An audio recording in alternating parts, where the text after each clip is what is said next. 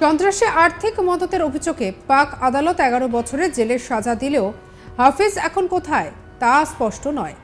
তিনি এখন পাক গুপ্তচর সংস্থা আইএসআই এর গোপন ডেরায় রয়েছেন বলেই ইতিমধ্যে সূত্র মারফত এমনটাই দাবি করা হচ্ছে। মুম্বাই হামলার মূল চক্রী হাফিজকে ভারতের হাতে তুলে দেওয়া যাবে না। কোন চুক্তি খাড়া করল পাকিস্তান? লস্কর-ই তৈবার প্রতিষ্ঠাতা হাফিজ সাইদের প্রত্যাবর্তন চেয়েছে ভারত। আর এদিকে এই দুই দেশের মধ্যে কোনো দ্বিপাক্ষিক প্রত্যাপন চুক্তি নেই বলেই শুক্রবার জানিয়েছে পাকিস্তান। 2008 সালের মুম্বাই হামলার মাস্টারমাইন্ড হলো হাফিজ। সে রাষ্ট্রসংঘের নিষিদ্ধ জঙ্গিদের তালিকাতেও রয়েছে। শুক্রবার বিদেশ মন্ত্রকের মুখপাত্র অরিন্দম বাগচি বলেছেন যে হাফিজ সাইদ হস্তান্তর অনুরোধ জানিয়ে নথি সম্প্রতি ইসলামাবাদে পাঠানো হয়েছিল। আমরা পাকিস্তান সরকারের কাছে প্রাসঙ্গিক সহায়তার নথি সহ একটি অনুরোধ জানিয়েছি। পাকিস্তানি মিডিয়ার মতে পাক বিদেশ দপ্তরের মুখপাত্র মুমতাজ জাহরা বালোচ বলেছেন যে পাকিস্তান ভারতের কাছ থেকে একটি তথাকথিত মানি লন্ডারিং মামলার শাহিদের প্রত্যাবর্তন অনুরোধ করেছে। আর এদিকে তিনি যোগ করেছেন যে পাকিস্তান এবং ভারতের মধ্যে কোনো দ্বিপাক্ষিক প্রত্যাপন চুক্তি বিদ্যমান নেই, যদিও অনেকেই বলছেন যে এই ধরনের কাঠামোর চুক্তির অনুপস্থিতিতে প্রত্যাপন সম্ভব। 2008 সালের 26শে নভেম্বর মুম্বাইয়ের তাজ হোটেল সহ কয়েকটি জায়গায় জঙ্গি হামলা হয়। আর সেই হামলায় প্রায় 166 জন নিহত হন এবং 300 জন আহত হয়েছিলেন। আর এই ঘটনার সূত্র ধরেই এবারে উঠে এসেছে সাইদ হাফিজের নাম।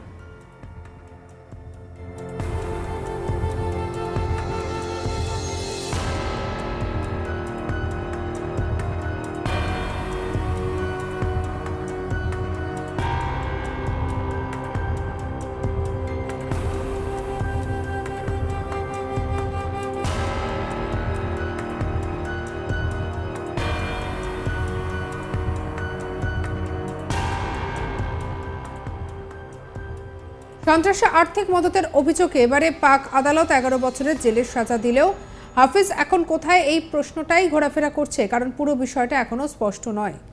তিনি এখন পাক গুপ্তচর সংস্থা আইএসআই এর গোপন ডেরায় রয়েছেন বলে বিভিন্ন সূত্রে দাবি। মুম্বাই হামলার মূল চক্রী হাফিজকে ভারতের হাতে তুলে দেওয়া যাবে না। কোন চুক্তি খাড়া করল পাকিস্তান? লস্কর-ই তৈবার প্রতিষ্ঠাতা হাফিজ সাইদের প্রত্যাপন চেয়েছে ভারত, কিন্তু দুই দেশের মধ্যে কোনো দ্বিপাক্ষিক প্রত্যাপন চুক্তি নেই বলে শুক্রবার জানিয়ে দেওয়া হয়েছে পাকিস্তানের তরফে। 2008 সালে মুম্বাই হামলার মাস্টারমাইন্ড হলো হাফিজ। সে রাষ্ট্রসংঘের নিষিদ্ধ জঙ্গিদের তালিকাতেও রয়েছে। শুক্রবার বিদেশ মন্ত্রকের মুখপাত্র অরিন্দম বাগচি বলেছেন যে হাফিজ সাইদকে হস্তান্তরের অনুরোধ জানিয়ে নথি সম্প্রতি ইসলামাবাদে পাঠানো হয়েছিল। আমাদের পক্ষ থেকে এই অনুরোধ করা হয়েছে। আমরা পাকিস্তান সরকারের কাছে প্রাসঙ্গিক সহায়ক নথি সহ একটি অনুরোধ জানিয়েছি।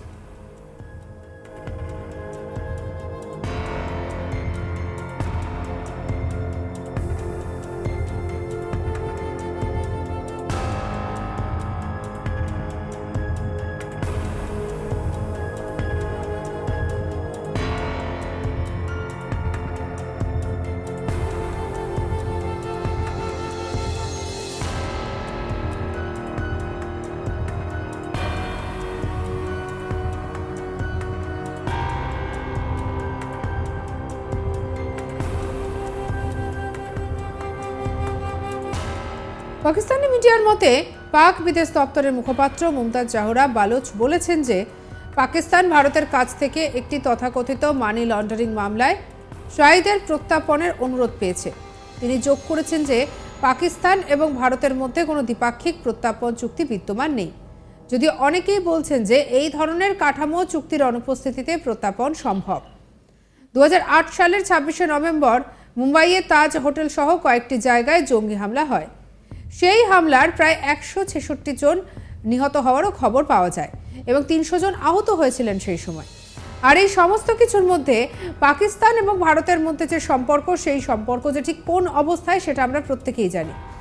তবে এই খারাপ সম্পর্কের মধ্যে এবারে নতুন করে এই যে বিষয়টা উঠে আসছে যে পাকিস্তান মোদিকে ভয় পেয়ে হাফিজ সাইদকে কি ভারতের হাতে তুলে দেবে, এই প্রশ্নটা বর্তমানে ঘোরাফেরা করছে। আর অন্যদিকে পাকিস্তানের কি আর্থিক অবস্থা সেটা আমরা সবাই জানি। পাকিস্তানের বর্তমানে আর্থিক অবস্থা, অর্থনীতি একেবারে তলানিতে গিয়ে ঠেকেছে। সন্ত্রাসে আর্থিক মদতের অভিযোগেই এবারে পাক আদালত 11 বছরের জেলের সাজা দিলেও হাফিজ এখন কোথায় তা স্পষ্ট নয়।